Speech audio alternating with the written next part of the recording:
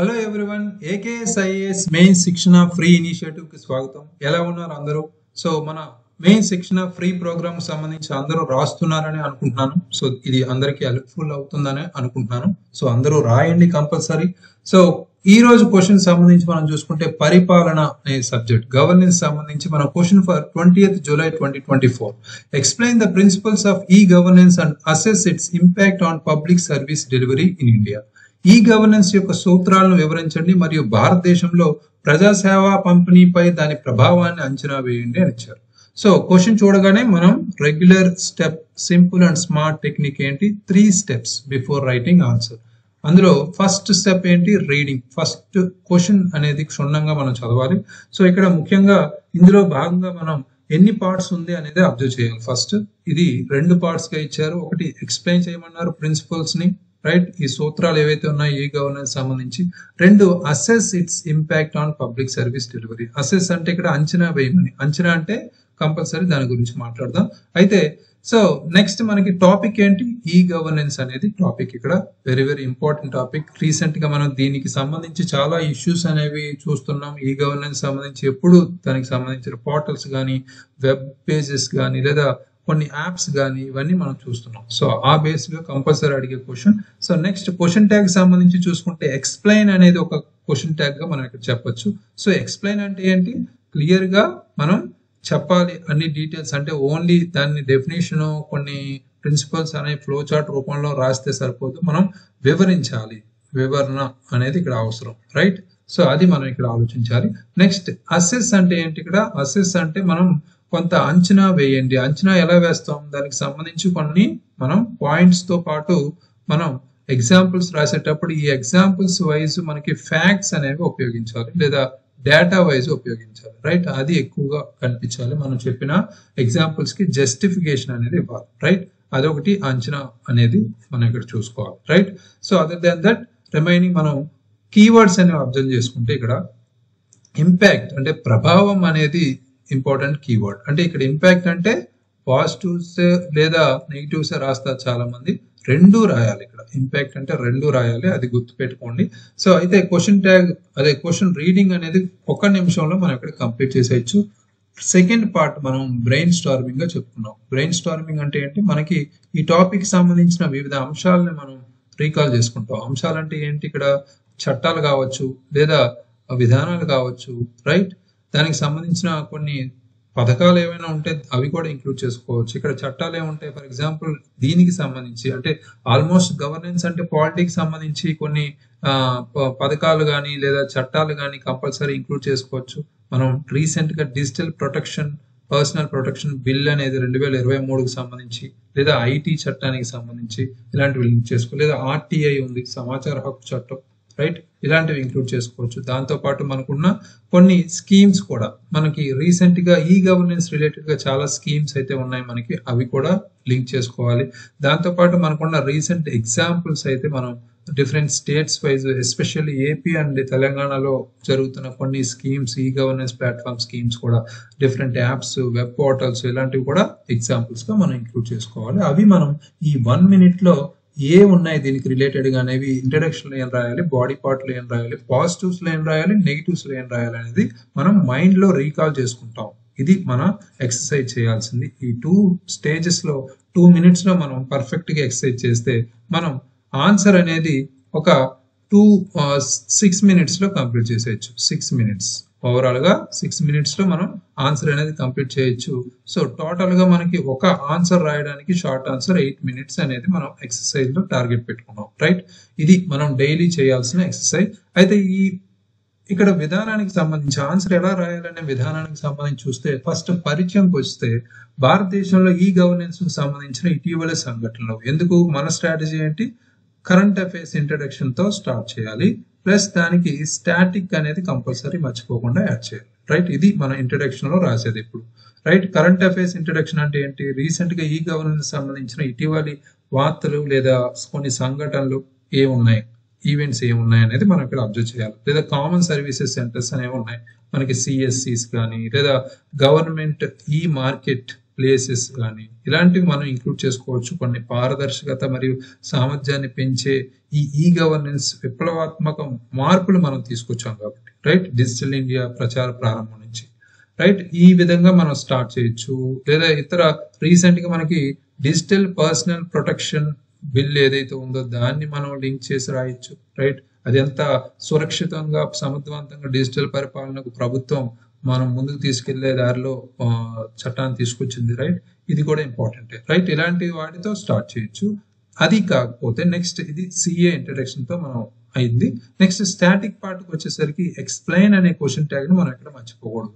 చాలా మంది ప్రిన్సిపల్స్ అనేది ఫ్లో చార్ట్ రూపంలోనో లేదా జస్ట్ ప్రిన్సిపల్ చెప్పేసి ముగించారు. నెక్స్ట్ మన పాజిటివ్ ప్రతికూల లేదా అనుకూల అంశాలకి వెళ్ళిపోయారు, ప్రభావాలకి. సో ఇది కాదు, ఇక్కడ ప్రిన్సిపల్స్ ఎక్స్ప్లెయిన్ ద ప్రిన్సిపల్స్ అన్నారు. Very very important keyword. Explain అంటే ఆ ప్రిన్సిపల్స్ ని చెప్పడమే కాదు, దానికి ఒకటిన్నర సెంటెన్సెస్ లో కంప్లీట్ గా రాయాలి. సో ఏమున్నాయి మనకి ప్రిన్సిపల్స్ ఇక్కడ మనం మాట్లాడుకుంటే, పారదర్శకత అనేది ఒక ఇంపార్టెంట్ ప్రిన్సిపల్ ఇక్కడ సూత్రంగా మనం చెప్పుకోవచ్చు. సమాచారాన్ని పౌరులకు అందుబాటులో ఉంచడం అనేది ఇక్కడ ఇంపార్టెంట్ కాబట్టి బాధ్యత రాహిత్యాన్ని ఇక్కడ పెంచాలి. సో దానికి అనుగుణంగా మనం ఆర్టీఐ సమాచార హక్కు పోర్టల్ ఏదైతే ఉందో అది బాగా ఉపయోగపడుతుందని ఒక ఎగ్జాంపుల్ యాడ్ చేస్తే సరిపోతుంది. నెక్స్ట్ మనకున్న సమర్థత అనే ఒక ఇంపార్టెంట్ సూత్రంగా మనం చెప్పుకోవచ్చు ఈ పరిపాలనకు సంబంధించి. అయితే ఇక్కడ మనం ప్రస్తుతం ఆంధ్రప్రదేశ్ లో ఉపయోగిస్తున్న ఈ ప్రొక్యూర్మెంట్ సిస్టమ్ ఏదైతే ఉందో రైట్, ఈ ప్రొక్యూర్మెంట్ సిస్టమ్ రైట్, ఇది కూడా మనం ఇంక్లూడ్ చేసుకోవచ్చు డిఫరెంట్ స్టేట్స్ వైజ్. మనం థర్డ్ పాయింట్ మనం చూసుకుంటే ఇక్కడ ముఖ్యంగా ఈ ప్రాప్తత అనేది మనకి యాక్సెసిబిలిటీ అంటాం, అందరికీ అందుబాటులో తీసుకురావడం అనేది మనం ఇక్కడ లింక్ చేసుకుంటే, దీనికి ఎగ్జాంపుల్ మనం ముందుకెళ్తే unified mobile application for new age governance అనే యాప్ ని తీసుకొచ్చి ఆల్మోస్ట్ 1200 కంటే ఎక్కువ కేంద్ర మరియు రాష్ట్ర ప్రభుత్వ సేవలకు యాక్సెసిబిలిటీ అందించేలా ఇది తీసుకెళ్తుంది. ఇది అందరికీ ఒకే వేదికలో పొందడం సులభతరం చేసింది. అది కూడా మనకి ఇంపార్టెంట్ పాయింట్. నెక్స్ట్ మనం సిటిజన్ పార్టిసిపేషన్ అంటే అందరూ పాల్గొనడం అనేది కూడా, ఇక్కడ ప్రజల పాల్గొనడం అనేది కూడా ఒక ఇంపార్టెంట్ పాయింట్ గా చెప్పుకోవచ్చు సూత్రంగా. అందులో మై గవర్నమెంట్ ఆ వేదిక ఏదైతే ఉందో దాంట్లో పరిపాలనలో పౌరులు అనే వాళ్ళు భాగస్వామ్యంగా ఇక్కడ మారుతున్నారు, అది ఇంపార్టెంట్ పాయింట్. నెక్స్ట్ ఇవే కాకుండా మనకి ఇంకొకటి సురక్షితంగా లేదా భద్రతకు సంబంధించి సెక్యూరిటీ అంటాం రైట్. సున్నితమైన డేటాను రక్షించడం లేదా గోప్యత నిర్ధారించే పర్పస్ లో మనం ఇది ఉపయోగిస్తున్నాం ఈ సూత్రాన్ని. ఆంధ్రప్రదేశ్ భూ రికార్డుల వ్యవస్థలో ముఖ్యంగా బ్లాక్ చైన్ టెక్నాలజీని ఉపయోగించడం కూడా ఇక్కడ ఎగ్జాంపుల్ చెప్పొచ్చు. ఏపీలో బ్లాక్ చైన్ టెక్నాలజీ రైట్. ఇలాంటి ఎగ్జాంపుల్స్, రీసెంట్ ఎగ్జాంపుల్స్ తో మనం మన ఆన్సర్ కంప్లీట్ చేయాలి రైట్. ఫస్ట్ అయితే ఇక్కడ బాడీ పార్ట్ లో నిర్మాణంలో మనం చూసుకుంటే ఇక్కడ ముఖ్యంగా సానుకూల ప్రభావాలు రాయాలి రైట్. ఇక్కడ ఫస్ట్ పాయింట్ మెరుగైన సేవా పంపిణీ అయితే మనకి దీనివల్ల మనకి పాజిటివే కదా, మెరుగైన సేవా పంపిణీ అవుతుంది ఈ గవర్నెన్స్ ప్రిన్సిపల్స్ ఫాలో అవడం వల్ల రైట్. ఇందులో మనం ముందుగా చెప్పుకున్నట్టు ఈ ఉమాంగ్ యాప్ బాగా ఉపయోగపడుతుందనే ఎగ్జాంపుల్ ఇక్కడ కూడా లింక్ చేయొచ్చు. ఉమాంగ్ యాప్ కానీ లేదా ఆధార్ సందర్భిత సేవల వేదికలు కూడా మనకు ఉపయోగపడతాయి ప్రభుత్వ పథకాలు లేదా సేవలకు ప్రాప్తిని కలిగించడానికి. నెక్స్ట్ పారదర్శకత, జవాబుదారీతనం రెండు మనం ఇంక్లూడ్ చేసుకుంటే ఇక్కడ ఒక పాజిటివ్ గా చెప్పుకోవచ్చు. ఎందుకంటే మనకున్న పబ్లిక్ ఫైనాన్స్ మేనేజ్మెంట్ సిస్టమ్ ఏదైతే ఉందో PFMS అంటాం, అండ్ అదేవిధంగా మనకి డైరెక్ట్ బెనిఫిట్ ట్రాన్స్ఫర్ పథకం ఏదైతే ఉందో అది ఈ గవర్నెన్స్ కార్యక్రమాలు లబ్ధిదారులకు ప్రత్యక్షంగా కల్పించడం ద్వారా అవినీతిని తగ్గిస్తున్నాం ఇక్కడ మెయిన్, అది ఇక్కడ పాయింట్. ఈ పాయింట్ ఒక ఉద్దేశం. నెక్స్ట్ ఖర్చు మరియు సమయ సమర్థత అంటే కాస్ట్ అండ్ మనం టైం ఎఫిషియన్సీ అంటాం దీన్ని రైట్. ఈ కాస్ట్ ని తగ్గిస్తుంది లేదా టైం ని కూడా మనకి మిగిలిస్తుంది. సో ఈ పర్పస్ లో మనకున్న digital India land records modernization program అనే దాన్ని మనం ఇక్కడ చెప్పొచ్చు. దీని ద్వారా మనకి భూములకు సంబంధించిన డిజిటలైజేషన్ చేయడం లేదా పేపర్ వర్క్ బాగా తగ్గించే ప్రక్రియ అయితే మనం వేగవంతం అవుతుంది. సో ఇది మేజర్ గా ఇలాంటి పాయింట్స్ అయితే మనం ఎగ్జాంపుల్ వైజ్ మనం లింక్ చేయాలి. నెక్స్ట్ సమ్మిళితం అంటే ఇక్కడ ఏంటి, ఇంక్లూజివిటీ అంటాం, అందరికీ చేరిక అంటే కొంతమందికే కాకుండా అందరికీ చేరికగా మనం ఈ CSCs కావచ్చు లేదా ప్రధానమంత్రి గ్రామీణ డిజిటల్ సాక్షరత అభియాన్ అని మనకు ఒకటి ఉంది, పిఎంజి దిశ అంటారు. సో దీని వంటి కార్యక్రమాలు మనకి గ్రామీణ ప్రాంతాల్లో డిజిటల్ అంతర్నిర్మాణానికి తగ్గించే దిశగా పనిచేస్తున్నాయి, రైట్? డిజిటల్ విభజనను తగ్గించేలా వెరీ వెరీ ఇంపార్టెంట్ పాయింట్లు అవి. ఇలాంటి ఎగ్జాంపుల్స్ తో పాటు మనం ప్రతికూల ప్రభావాలుగా మనం ఇక్కడ చెప్పుకుంటే కొన్ని ప్రతికూల ప్రభావాలు, నెగిటివ్ పాయింట్స్ కూడా ఉన్నాయి కాబట్టి అవి చూసుకుంటే డిజిటల్ విభజనగా మనం చెప్పొచ్చు. ఫస్ట్ అంటే ఇక్కడ పేదవాళ్ళు అంటే ధనికులు పేద అనే వ్యత్యాసం ఉంది ఈ డిజిటల్ యూసేజ్ లో. అదేవిధంగా మనకి పట్టణాలు, అదేవిధంగా గ్రామాలు, ఈ వ్యత్యాసం కూడా కనిపిస్తుంది. కాబట్టి డిజిటల్ విభజనకు సంబంధించి ఈ డిజిటల్ మౌలిక సదుపాయాలు సాక్షరత కొరత అయితే ఉంది, అక్షరాస్యత అనేది. నెక్స్ట్ సైబర్ భద్రత ఆందోళనకు సంబంధించి మనం మాట్లాడుకుంటే డిజిటల్ వేదికలపై ఆధారపడడం అనేది చాలా మంది సీనియర్ సిటిజన్స్ కూడా కొంతవరకు ఇప్పటికీ బ్యాంకులకు వెళ్లే పరిస్థితి అయితే కనిపిస్తుంది, దీనివల్ల భయభ్రాంతులై. సో డేటా ఉల్లంఘన అయితే సైబర్ ముప్పుల పట్ల ఆందోళన అయితే పెరుగుతూ ఉన్నాయి, అది ఒకటి ఇంపార్టెంట్ పాయింట్. లేదా అమలు సవాళ్ళకు వచ్చేసరికి ఇక్కడ మనం ముఖ్యంగా అమలు పరిస్థితి చూసుకుంటే ప్రభుత్వ సిబ్బందికి తగిన శిక్షణ లేకపోవడం వల్ల మార్పును అంగీకరించలేని సమస్యలు కూడా మనకి ఇక్కడ సమర్థవంతమైన అమలు అనే విషయాన్ని ఆటంకపరుస్తున్నాయి, అది కూడా ఇక్కడ ఇంపార్టెంటే. పరస్పర చర్య సమస్యలు కూడా అంటే ఇంటర్ ఆపరబిలిటీ సమస్యలు, అంటే వివిధ ఈ గవర్నెన్స్ వేదికలు ఏవైతే ఉన్నాయో వాటి మధ్య సమన్వయం, కోఆర్డినేషన్ అనేది లోపిస్తుంది, దీనివల్ల కూడా మన సామర్థ్యం అనేది తగ్గిస్తుంది. సో రైట్, ఇలాంటి పాయింట్స్ అన్ని మనం ఇంక్లూడ్ చేసుకుంటే ఎగ్జాంపుల్స్ తో మనం రాయాలి. మనం ఎక్కువ పాయింట్లు రాయడం కాదు, మనకి 3 నుంచి 4 పాయింట్లు రాస్తే చాలు ఈచ్ సబ్ హెడ్డింగ్ కి, దానికి ఎగ్జాంపుల్స్ రాయాలి మెయిన్. చాలా మంది పాయింట్స్ 7-8 పాయింట్స్ రాస్తున్నారు, దానివల్ల యూజ్ ఉండదు, రైట్? ఒక్కొక్క సబ్ హెడ్డింగ్ కి మనం 3-4 పాయింట్లు రాయొచ్చు, పర్వాలేదు, సరిపోతుంది. బట్ ఎగ్జాంపుల్ అయితే కంపల్సరీ ఉండాలి, పాయింట్స్ కాదు ఎగ్జాంపుల్. ఎందుకంటే మనం ప్రూవ్ చేసుకోవాలి, మనం రాస్తున్నది హిస్టరీ లాగా లేదా వేరే అంశాలాగా మనం ఏదో పాయింట్స్ రాస్తే సరిపోతుంది, దానికి జస్టిఫికేషన్ అనేది ఎగ్జాంపుల్స్ కానీ, ఫ్యాక్ట్స్ కానీ, నివేదికలు కానీ, కొన్ని సూచికలు కానీ ఇవ్వాలి, రైట్? నెక్స్ట్ అవసరమైన చర్యలు, మనకున్న సమస్యలను పరిష్కరించే దిశగా కొన్ని చర్యలు అయితే తీసుకోవాలి కాబట్టి అవి డిజిటల్ అక్షరాస్యతను పెంపొందించేలా మనకి ఇంపార్టెంట్, రైట్? అది డిజిటల్ విభజనని మనం పారద్రోలేలా ఉండాలి. సో అయితే ఇక్కడ ముందుగా చెప్పినట్టు ప్రధానమంత్రి గ్రామీణ డిజిటల్ సాక్షరత అభియాన్ అని చెప్పుకున్నాం, దిశ, పిఎంజి దిశ అనే కార్యక్రమం ఏదైతే ఉందో విస్తరించి విస్తృత ప్రాప్తిని మరియు సమర్థతను మనం నిర్ధారించాలి. నెక్స్ట్ సైబర్ భద్రత బలోపేతం చేయాలి, అంటే మనకి సైబర్ ముప్పులు ఉన్నాయి కాబట్టి దాన్ని బలోపేతం చేయాలి, సున్నితమైన సమాచారం రక్షించడానికి అనేది ఇక్కడ మన డేటా రక్షణ చర్యలు అయితే తీసుకోవాలి. మనకున్న చట్టం ఇక్కడ లింక్ చేయొచ్చు, digital personal protection data bill 2023, right? మౌలిక సదుపాయాలను కూడా మెరుగుపరచడం అనేది ఒకటి ఇంపార్టెంట్ పాయింటే, అది ప్రతి దాంట్లో మనం రాస్తాం, సవాళ్ళకు సంబంధించి ప్రతి దాంట్లో మౌలిక సదుపాయాల లేమి అనేది రాస్తే ఇక్కడ మౌలిక సదుపాయాలను మెరుగుపరచాలని రాస్తాం, రైట్? దాని మీద పెట్టుబడి పెట్టాలని, అది వెరీ ఇంపార్టెంట్. నెక్స్ట్ సామర్థ్య నిర్మాణం, కెపాసిటీ బిల్డింగ్ అంటాం. ఇప్పుడు మన ట్రైనింగ్ అనేది లేదు, ఈ గవర్నెన్స్ టూల్స్ ని సమర్థవంతంగా ఉపయోగించడానికి మనకి ప్రభుత్వ అధికారులకు, సిబ్బందికి శిక్షణ అయితే ఇవ్వాలి. సో అది కూడా మనం ఇక్కడ రాస్తాం, రైట్?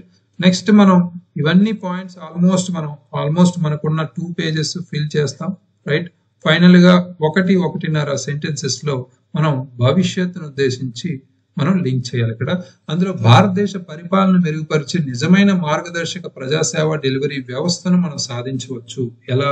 పైన చెప్పిన మన సూచనలు మనం భారతదేశం లేదా ప్రభుత్వం ఆపాదించుకుంటే లేదా ఫాలో అయితే అనేది ఇక్కడ చెప్తూ, అదే విధంగా దీనికి ఇంకా మనం ముందుకెళ్తే కనెక్ట్ చేసుకోవచ్చు. మనకి రాబోయే 5G, మనకి ఇప్పుడు 5G రోల్అవుట్ అవుతుంది కాబట్టి దాంతో పాటు మనకి ఆర్టిఫిషియల్ ఇంటెలిజెన్స్, కృత్రిమ మేధస్సు, దాంతో పాటు మనకి బ్లాక్ చైన్ టెక్నాలజీ ఏదైతే ఉందో దాన్ని ఉపయోగించుకుంటూ మనం మరింత అభివృద్ధి, ఈ గవర్నెన్స్ ని కొత్త ఎత్తులకు తీసుకెళ్లే అపార సామర్థ్యాన్ని అయితే కలిగి ఉన్నాయి ఈ టెక్నాలజీలన్నీ, కొత్త సాంకేతికతలు, రైట్? వీటిని కనెక్ట్ చేస్తూ మనకున్న నిజమైన మార్గదర్శక ప్రజాసేవ డెలివరీ వ్యవస్థను మనం పటిష్టం చేయొచ్చు అనే దాన్ని కనెక్ట్ చేయొచ్చు. అయితే భవిష్యత్తును ఉద్దేశించే ముందు ఒక గోల్ ని మనం లింక్ చేయాలి. ఇది బెస్ట్ అప్రోచ్. దీనికి సంబంధించి మనం ఈ రోజు ఆన్సర్ అనేది మనం చూస్తే ఇది లవకుమార్ రాశారు. సో పర్ఫెక్ట్ అప్రోచ్ తో రాశారు. ఏది మిస్ అయ్యాయి అనేది మనం చూద్దాం. రైట్, ఈ గవర్నెన్స్ అంటే ఎలక్ట్రానిక్ గవర్నెన్స్, ఎలక్ట్రానిక్ సాంకేతికతను ఉపయోగించుకుని ప్రభుత్వ పాలనలో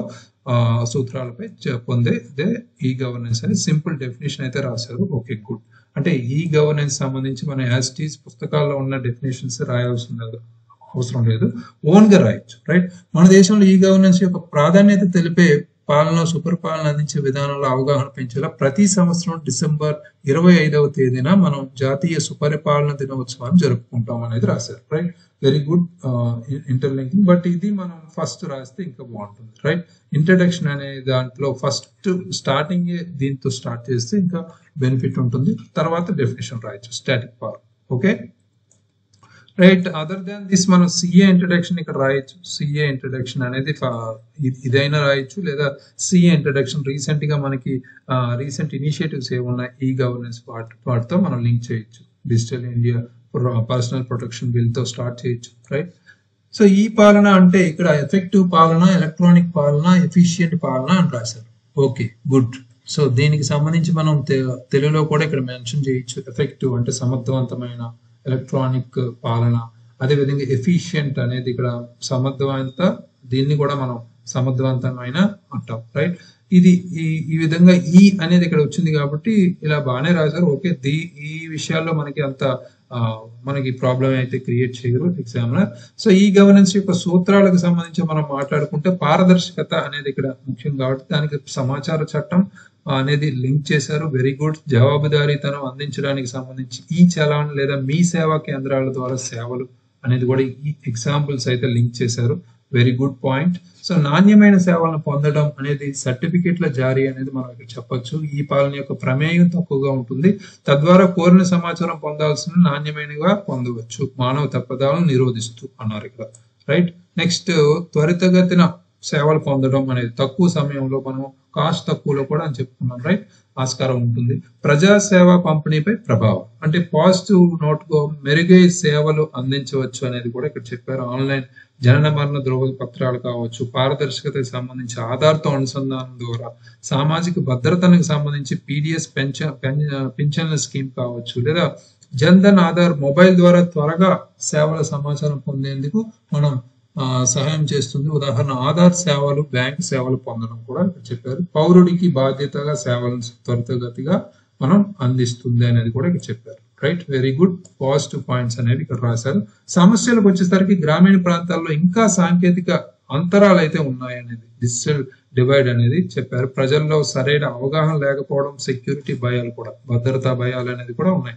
మౌలిక సదుపాయాల కొరత, నూతన సాంకేతికత వెనుకబాటుతనం అనేది కూడా లింక్ చేశారు. ఓకే, భారతదేశంలో అందరికీ డిజిటల్ విద్యపై అవగాహన కల్పించి డిజిటల్ అక్షరాస్యత సాధించి గ్రామాలకు మనకి పట్టణాలకు మధ్య డిజిటల్ డివైడ్ ని తగ్గించేలా చర్యలు తీసుకోవాలి. ఈ పాలనపై ప్రజల్లో అవగాహన కల్పించే కార్యక్రమాలు చేపట్టాలి. తద్వారా ఈ పాలన వికసిత్ భారత్ కళ సాకారం చేయటంలో మూల స్తంభం అవుతుందని రాశారు. అంటే ఇక్కడ టార్గెట్ మనకి 2047 అజెండా ఏదైతే ఉందో వికసిత్ భారత్, అభివృద్ధి భారత్ గా మనం చూడబోతున్నాం. రైట్, ఇది ఇక్కడ లింక్ చేశారు. Very good.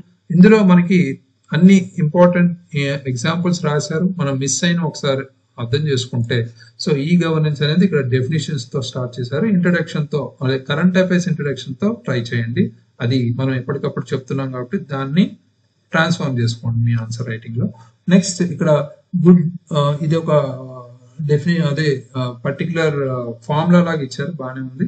సో నెక్స్ట్ సూత్రాలకు సంబంధించి ఏవైతే సూత్రాలు ఉన్నాయో దాన్ని ఎగ్జాంపుల్స్ తో సహా వివరించారు. ఇది మనకు కావాలి, ఎందుకంటే చాలా మంది రాశారు డైరెక్ట్ గా మనకి ఇక్కడ అబ్జర్వ్ చేస్తే ఈ గవర్నెన్స్ యొక్క సూత్రాలను వివరించండి అని ఇచ్చారు కాబట్టి కంపల్సరీ ఒకటిన్నర లైన్స్ లో మనం వివరించాలి. ఓన్లీ పారదర్శకత అని ఫ్లో చార్ట్ రూపంలో వేస్తే సరిపోదు, అది గమనించాలి ఇక్కడ. నెక్స్ట్ మనం ప్రజా సేవ పంపిణీపై ప్రభావాలు, ఇక్కడ ఒక్కొక్క పాయింట్ కి ఒక్కొక్క సింగిల్ లైన్ లోనే కంప్లీట్ చేశారు. Very good. మనకి ఇది సరిపోతుంది. మనకి డైరెక్ట్ గా సమస్యలకు వచ్చేసరికి ఇక్కడ మనకున్న కొన్ని సమస్యల్ని తీసుకొచ్చారు, దీనికి కూడా ఎగ్జాంపుల్స్ ఇవ్వచ్చు. అదేవిధంగా మనకున్న తీసుకోవాల్సిన చర్యలు సపరేట్ గా రాయకుండా కంక్లూజన్ లోనే మెన్షన్ చేశారు. నో ప్రాబ్లం, దీనికి ఏ ప్రాబ్లం లేదు, బట్ ఆ లెందీ అవ్వకుండా చూసుకోండి. ఇలా 4 లైన్స్ లో ఉంటే సరిపోతుంది, పర్వాలేదు, నో ప్రాబ్లం. అయితే ఇక్కడ ఇందులో ఆన్సర్స్ లో మిస్ అయినవి రీసెంట్ గా మనం చూసుకుంటే digital protection personal protection bill అనేది 2023 చట్టం అనేది మనం లింక్ చేయొచ్చు. లేదా దాంతో పాటు కొన్ని ఆంధ్రప్రదేశ్ కానీ తెలంగాణలో కానీ మీ సేవ ఈ సేవకు సంబంధించి, లేదా మనకున్న ఆంధ్రప్రదేశ్ ప్రభుత్వ ఈ భూ రికార్డులకు సంబంధించి మనం ఎలా ఉపయోగించుకుంటున్నాం, రైట్? ఈ డైరెక్ట్ బెనిఫిట్ ట్రాన్స్ఫర్ స్కీమ్ కానీ ఉమాంగ్ యాప్ కానీ ఇలాంటివన్నీ మనం కంపల్సరీ లింక్ చేసుకోవాలి రీసెంట్వి. సో డిజీ లాకర్ కానీ ఇలాంటివన్నీ మనం కంపల్సరీ లింక్ చేసుకోవాలి, రైట్? సో అవి మిస్ అయ్యే, remaining all good. So perfect structure తో రాశారు. కొన్ని మిస్ అయినవి ఇక్కడ కరెంట్ అఫైర్స్ రిలేటెడ్ గా చూసుకోండి. రిమైనింగ్ ఆల్ గుడ్, పర్ఫెక్ట్ గా రాశారు. సో అలా ఇంప్రూవ్ అవుతుంటారు. డైలీ రాస్తుంటే కంపల్సరీ కొత్తగా రాస్తున్న ఎవరైనా డైలీ రాస్తుంటే ఆటోమేటిక్ గా ఇంప్రూవ్ అవుతారు. ఈ ఆన్సర్ కి మనం 5 out of 10 మార్క్స్ అయితే ఇవ్వచ్చు. కొన్ని మిస్ అయిన అంశాలు చూసుకోండి. Very good. నెక్స్ట్ మనం చూసుకుంటే మెయిన్స్ శిక్షణ ఫ్రీ ఇనిషియేటివ్ కి సంబంధించి క్వశ్చన్ ఫర్ 22 July 2024 డే 23. అంటే మనం సండే అనేది ఒక గ్యాప్ తీసుకుందాం. సో దీనికి సంబంధించి మనం రీఫ్రెష్ అవ్వచ్చు. సో మండే కి సంబంధించిన క్వశ్చన్ చూసుకుంటే evaluate the impact of the production linked incentive scheme on India's manufacturing sector, discuss it's potential in achieving the target of A $5 trillion economy. భారతదేశ తయారీ రంగంపై ఉత్పత్తి ఆధారిత ప్రోత్సాహక పథకం ప్రభావాన్ని అంచనా వేయండి అని ఇచ్చారు. $5 trillion ఆర్థిక వ్యవస్థ లక్ష్యాన్ని సాధించడంలో దాని సామర్థ్యాన్ని చర్చించండి అని ఇచ్చారు. ఇది ఆర్థిక వ్యవస్థకి సంబంధించిన టాపిక్ గా మనం ఇక్కడ తీసుకుందాం. So very very important. Recent గా ప్రొడక్షన్ లింక్డ్ ఇన్సెంటివ్ స్కీమ్ గురించి మనం ఎక్కువగా న్యూస్ లో చూసాం, సెమీ కండక్టర్ వైజ్ కానీ, రైట్? సో కంపల్సరీ అడిగే ఛాన్స్ ఉంది. ఈ క్వశ్చన్స్ అనేవి అన్ని మనం అడిగే ఛాన్స్ ఉన్న క్వశ్చన్స్ తీసుకుంటున్నాం, కానీ ఏదో క్వశ్చన్ తీసుకోవాలి రాయాలని కాదు. కంపల్సరీ ఈ క్వశ్చన్స్ రాకపోయినా ఇలాంటి క్వశ్చన్స్ వచ్చినా మీరు అటెంప్ట్ చేసేలా ఉంటుంది ఈ ఆన్సర్ రైటింగ్ ప్రోగ్రామ్. అయితే ఈ ఆన్సర్స్ రాసి అసైన్మెంట్ సెక్షన్ ఏదైతే ఉందో AKS యాప్ లో అప్లోడ్ చేయండి. దానికి సంబంధించిన ఇన్ఫర్మేషన్ అంతా వీడియో డిస్క్రిప్షన్ లో ఉంది. ఆ లింక్ క్లిక్ చేసి జాయిన్ అయితే సరిపోతుంది. Thank you very much. All the very best.